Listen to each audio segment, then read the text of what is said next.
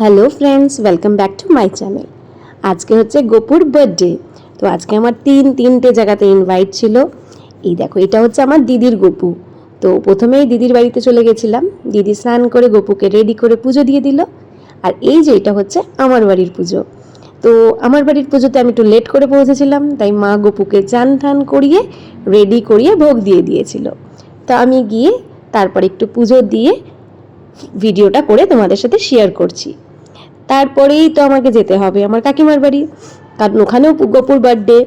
গোপুর birthday মানে আমার একটা জমজমাট ব্যাপার চলছিল, বেশ মজাই লাগছিল আমার, কারণ গোপু সোনার বার্থডে সবাই সেলিব্রেট করছিল।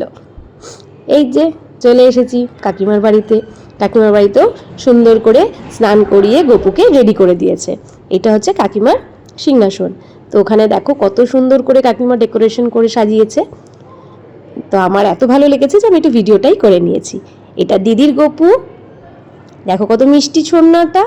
আর এটা হচ্ছে আমাদের গোপু, আর এইটা হচ্ছে কাকিমার গোপু। আজকের এই ভিডিওটা এইটুকুই।